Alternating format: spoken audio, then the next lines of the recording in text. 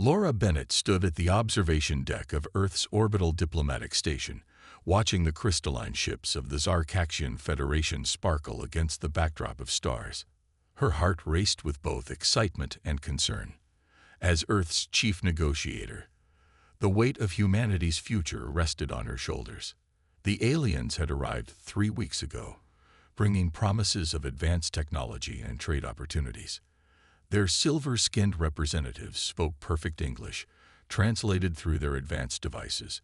Everything seemed perfect, too perfect. Laura noticed small things during the negotiations that others missed. The way the Zarkaxians always suggested Earth would need their oversight for any technology transfers. How they insisted on establishing bases on every continent for cultural exchange. The subtle way they dismissed human achievements as primitive but promising. She had studied Earth's history extensively. The pattern was familiar.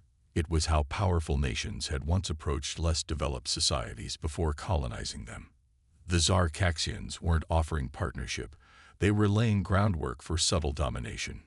During the 4th round of negotiations, the alien delegation presented their grand proposal.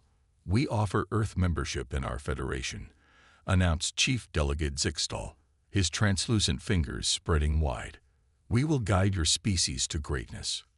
Laura smiled politely, but her mind worked quickly. She had prepared for this moment. "Before we proceed, we would like to share some information about Earth's history of international relations." She began presenting cases of how Earth's nations had developed through cooperation rather than domination. She showed how diversity in governance and culture had led to stronger innovations. With each example, she could see the Zarkaxians growing uncomfortable. "Our research shows that societies advance most successfully when they maintain independence while engaging in fair trade," Laura explained. "Earth's nations learned this through centuries of trial and error. We value the Federation's friendship, but we believe we can offer more as equal partners than as supervised members." She then revealed her masterstroke, a detailed analysis showing how Earth's different approaches to problem-solving could benefit the Federation. Human creativity, born from our species' diversity, had solved challenges in ways the unified Zarkaxian culture had never considered. The alien delegates withdrew to consult. When they returned, their attitude had changed. "We have underestimated humanity's diplomatic sophistication," Zixtal admitted. "Perhaps we can discuss a different form of partnership." Over the next few days, Laura helped craft a new agreement. Earth would remain independent, but would establish trade relations with the Federation. Human innovations would be exchanged for alien technologies, with both sides maintaining their cultural autonomy. The news of the successful negotiations spread quickly through Earth's cities. Humanity had passed its first major test among the stars. They had earned respect not through military might or advanced technology, but through understanding, wisdom, and diplomatic skill. Laura's approach became the foundation for Earth's future cosmic relations. Her insights helped establish humanity as a species that learned from its past to build a better future. Other alien civilizations took notice.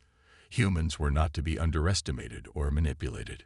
In her private quarters that evening, Laura looked at Earth glowing blue and green below. She thought about how close they had come to a subtle form of alien colonization, and how humanity's greatest strength had saved them: the ability to learn from history and recognize patterns. The stars no longer seemed as threatening.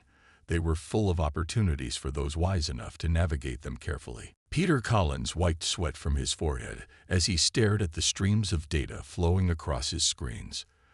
The lab around him hummed with the sound of quantum computers, their cooling systems working overtime. The message from Mthrani had arrived 6 months ago, a desperate plea for help from a species of energy beings facing extinction. Their problem seemed impossible. The Mthrani existed in a state of pure energy, their consciousness spread across multiple dimensions. But these dimensions were becoming unstable, collapsing in on themselves. The most advanced alien races had tried and failed to solve the complex equations needed to stabilize their realm.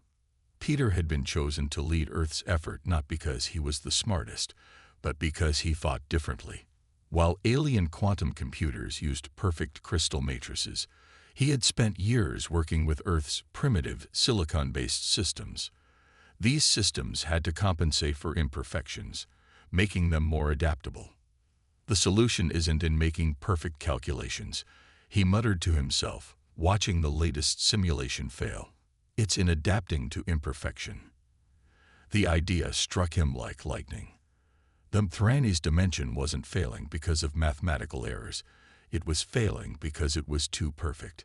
He began reprogramming the quantum computers using principles from old silicon processors. Instead of trying to achieve perfect stability, he designed a system that would constantly adjust and compensate for small instabilities, like a living organism maintaining balance rather than a rigid crystal. The Mthrani representatives, appearing as shimmering columns of light in his lab, watched with growing interest. "Your approach is unusual," they commented, their thoughts translated into words. "No other species has considered introducing controlled chaos into the equations." Peter worked for 3 days straight, stopping only when his assistant forced him to eat and rest. On the 4th day, he ran the final simulation. The holographic display showed a model of the Mthrani dimension shifting and swaying, but always returning to a stable state, like a tree in the wind. "This is how Earth's nature works," he explained to the Mthrani. "Perfect stability is vulnerable, but systems that can bend and adapt survive. We learned this from our planet's evolution, from our own computers having to work around flaws in silicon crystals." The Mthrani tested his solution in a small portion of their realm. It worked. The dimensional instabilities didn't disappear, but they became manageable, like waves on an ocean rather than a shattering crystal. The energy beings could survive and thrive in this more dynamic environment. Word spread quickly through the galaxy. Humanity, considered technologically backward by many species, had solved a problem that had stumped the most advanced civilizations. They did it not by achieving greater perfection, but by embracing and working with imperfection. Peter's solution led to a revolution in quantum computing across known space.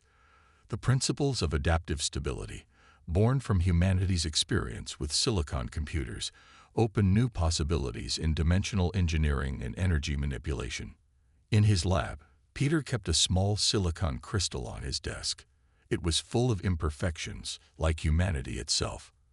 But those imperfections had taught humans to adapt, to find creative solutions, to thrive in an imperfect universe. Sometimes, he realized, the greatest solutions come not from pursuing perfection, but from learning to work with flaws. Susan Rodriguez checked her ship's readings one more time as the warning lights flashed across her control panel. The medical supply chain to the Orion Arm colonies had broken down completely. Most alien trading ships couldn't handle the month-long journey through that dangerous stretch of space. Their bodies and minds weren't built for such long periods of continuous work. She looked at her crew of 4 aboard the merchant ship Star Runner. They had been making these long hauls for years, working in shifts, staying alert through the longest journeys. While other species needed special chambers for hibernation or long rest cycles, humans could keep going with just sleep shifts and coffee. "Captain, we're getting more distress signals," said her first mate Paul Baker, his tired eyes fixed on the communication screen. 3 more colonies have run out of vital medicines. The Centaurian ships won't go in because of the meteor storms. Susan nodded, plotting a course through the dangerous sector. "How many ships do we have responding?" she asked, knowing that other human captains would be thinking the same thing.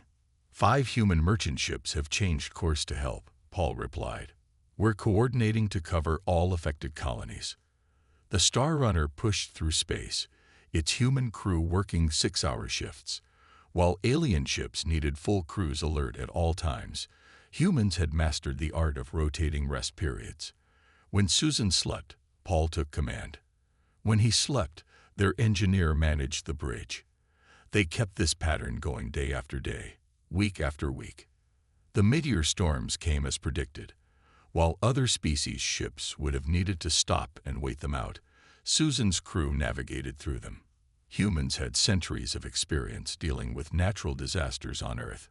Space storms were just another challenge to overcome. They reached the first colony after 12 days of continuous flight. The colonists, a species of tall, crystalline beings, were shocked to see them arrive.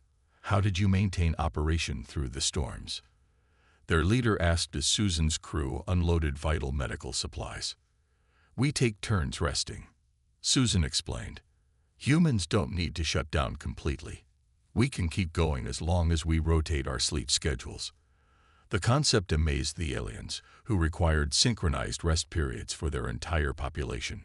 Over the next 3 weeks, the Star Runner visited 6 more colonies, coordinating with other human ships to ensure complete coverage of the affected regions. Their persistence and endurance became legendary among the colony worlds. While advanced alien ships with better technology turned back, the primitive human vessels kept pushing forward. By the time they returned to Earth, something had changed in the galaxy's trading networks. Human ships were suddenly in high demand for long-range routes. The species that could work in shifts, stay alert for weeks on end, and adapt to changing conditions had found their niche in the galactic community. Susan stood at her ship's viewport, watching the crews load new cargo for their next run. Earth had found its strength in space, not through superior technology or overwhelming force, but through simple human endurance. Their ability to keep going, to work in shifts, to adapt and persist, made them invaluable. Just like our ancestors who crossed oceans and continents, she mused, we're showing the galaxy that humanity's greatest resource is our determination to keep moving forward, no matter how long the journey. John Martinez crouched behind a fallen piece of colony wall, his hand steady on his rifle. Around him, 30 civilian colonists huddled in the underground shelter. Above ground, the space pirates who had been terrorizing this sector searched for them. The pirates, a species called the Vraks, had never failed to plunder a colony before. They were about to learn why attacking humans was a bad idea. Status report, John whispered into his comm unit. As the only Marine stationed on this small farming colony, he had organized its defense in less than 6 hours. Team 2 in position, came the voice of Linda Carson, a farmer who had once served in the Army. The trap is set in Sector 4. Team 3 ready, reported Bill Young, a retired construction worker who now handled the colony's maintenance. They won't expect us to come from below. John smiled grimly. While the Vraks expected to find cowering victims, they had instead walked into a carefully planned resistance. He had turned farmers, teachers, and engineers into a guerrilla fighting force, using tactics humans had perfected over centuries of warfare on Earth. The pirates' heavy footsteps echoed above. They were falling for it, following the fake trails John's people had left. These aliens were used to straightforward fights or simple ambushes. They had never faced an enemy that turned the entire colony into a weapon.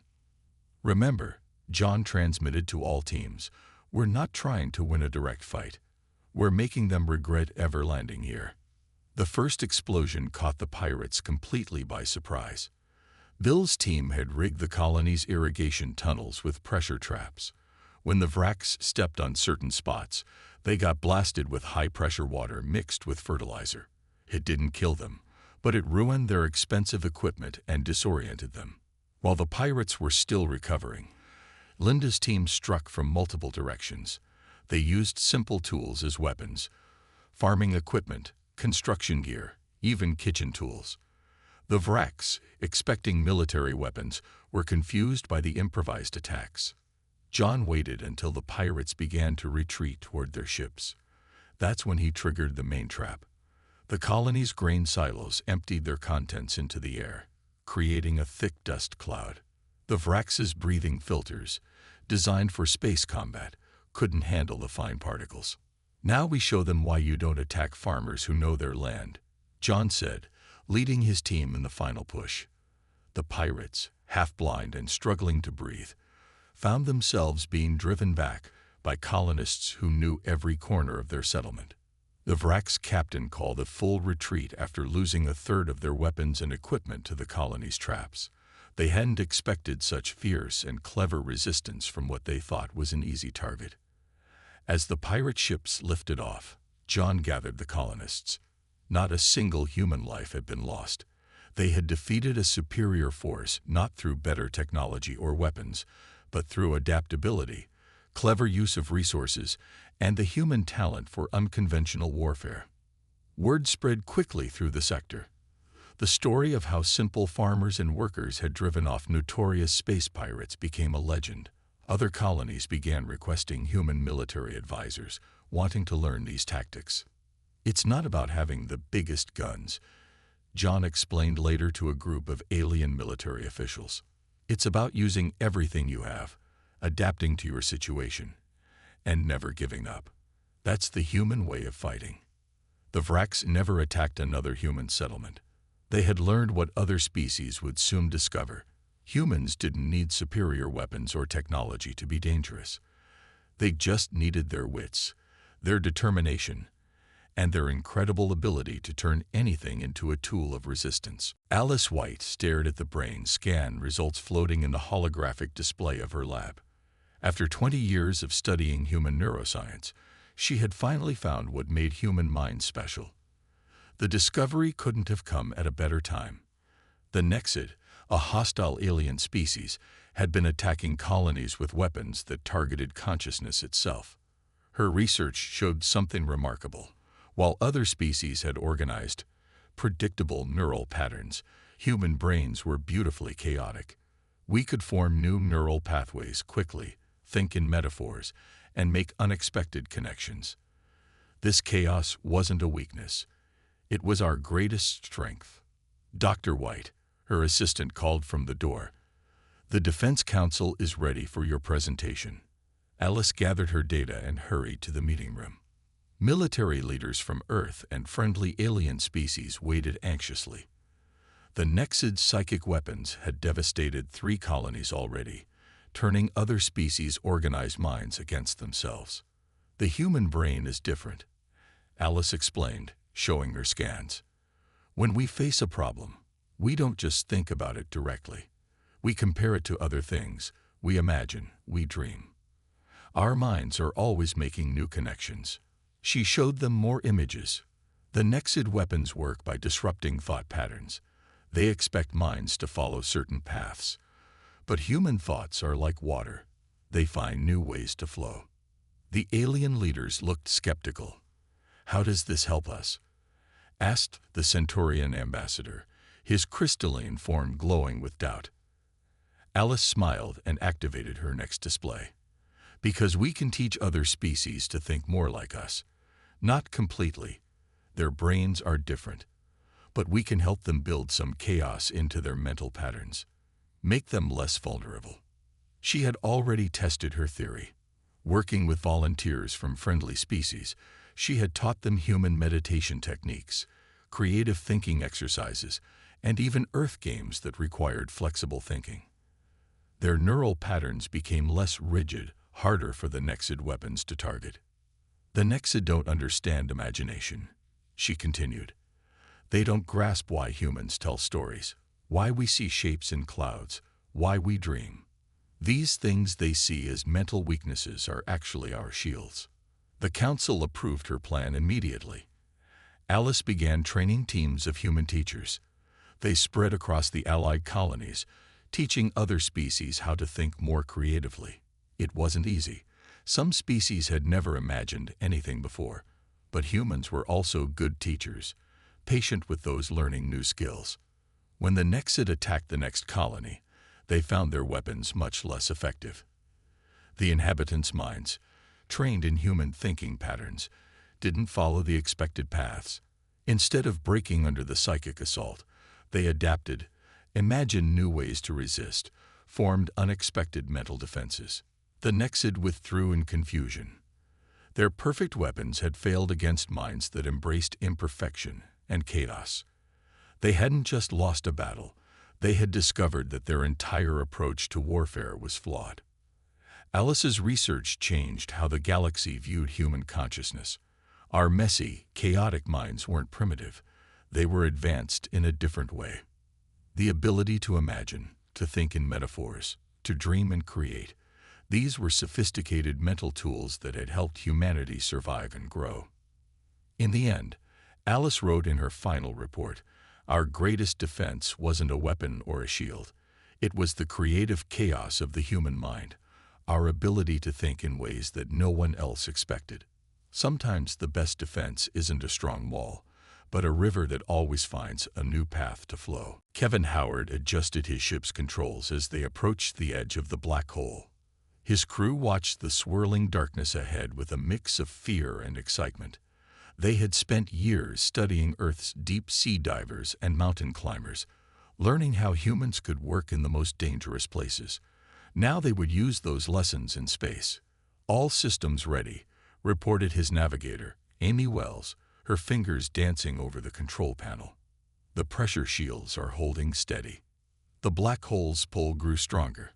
Other species avoided these areas completely. Their ships couldn't handle the intense gravity, and their minds couldn't process the strange physics. But humans had centuries of experience dealing with crushing pressures in Earth's oceans. "Starting the descent," Kevin announced. Their ship, designed using principles from deep-sea submarines, moved carefully toward the black hole's outer edge. They weren't trying to get too close, just near enough to gather rare elements that collected in the gravity well. The ship's sensors showed what they were looking for: clusters of super-dense materials that were worth fortunes to advanced alien civilizations. Materials that no other species could reach because they couldn't operate this close to a black hole. "Pressure increasing," Amy reported calmly. "Just like diving deep. We adjust slowly, let our bodies and ship adapt." This was why humans were perfect for this job. They understood how to work with pressure changes, how to stay calm in crushing environments. Kevin watched his instruments carefully. They had developed new ways to work near black holes by studying how deep-sea creatures handled extreme pressure. Their ship's hull was designed to flex slightly, like a whale's body, rather than trying to stay completely rigid. "First collection point reached," announced their engineer, Robert Lee. Special nets, inspired by fishing trawlers, stretched out from the ship. They began gathering the valuable materials that swirled in the black hole's outer reaches. The work was dangerous. The gravity kept trying to pull them deeper, but Kevin's crew knew how to ride the currents of spacetime, just like sailors rode ocean currents on Earth. They had learned that fighting against nature wasn't as effective as working with it. "Warning," the ship's computer announced. "Gravity spike approaching." A wave of intense gravitational force rushed toward them, like a massive underwater avalanche. Instead of trying to power away, Kevin used a technique learned from surfers. "Ride the wave," he ordered. Their ship turned into the gravity spike, using its force to sling them around to a safer position. Any other species would have panicked and tried to escape, probably getting torn apart. After 6 hours of careful work, their holds were full of the precious materials. No other ship had ever managed to gather so much from the edge of a black hole. As they carefully pulled away from the gravity well, Kevin smiled at his crew's success. News of their achievements spread quickly through the galaxy. Humans became known as the only species who could safely work near black holes and other extreme space environments. Our experience with Earth's harshest places had prepared us for the challenges of space. The secret, Kevin explained to amazed alien scientists, is that humans learned long ago not to fight against powerful natural forces. We learned to understand them, respect them, and work with them instead of against them.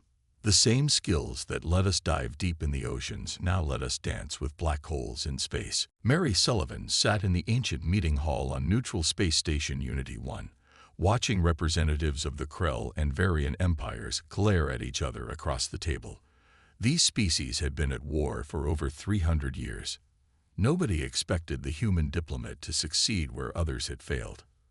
But Mary had something the other negotiators lacked. She understood how ancient hatreds could be overcome. Earth's own history was full of enemies becoming allies, of bitter rivals learning to work together.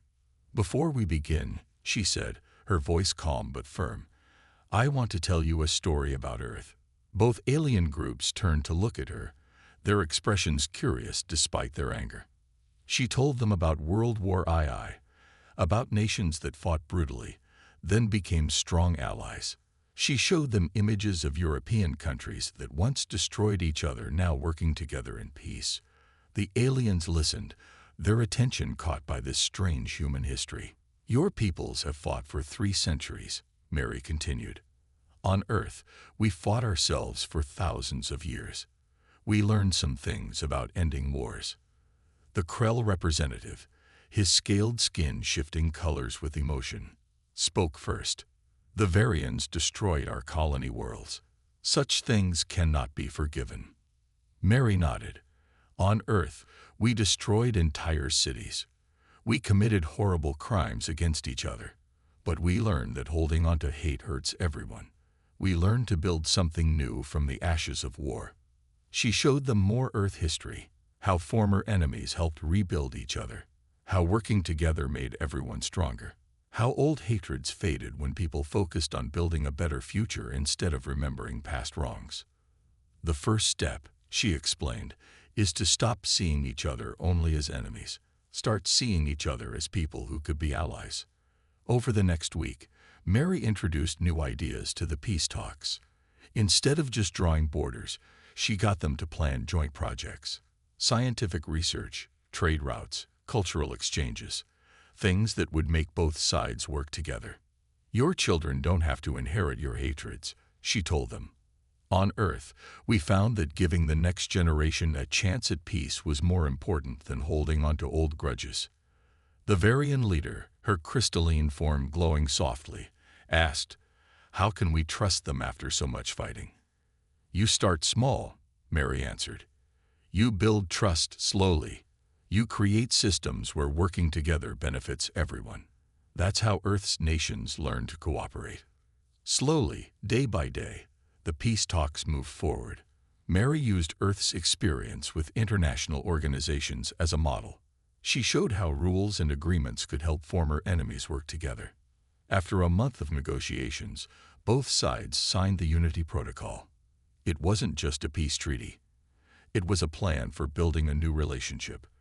Like the European Union on Earth, it would start with small cooperative projects and grow over time. Other species watched in amazement as the ancient enemies began working together. Humans, one of the younger spacefaring races, had succeeded where older civilizations had failed. "We succeeded because of our scars, not despite them," Mary explained later. Humans understand conflict and reconciliation better than species that never had our troubled history. We know the hard work of making peace because we've done it so many times. The Unity Protocol became a model for other peace agreements across the galaxy. Humanity's greatest gift to the stars wasn't technology or strength, but the wisdom earned through thousands of years of war and peace on Earth. We showed the galaxy that no conflict was too old to end, no hatred too deep to overcome.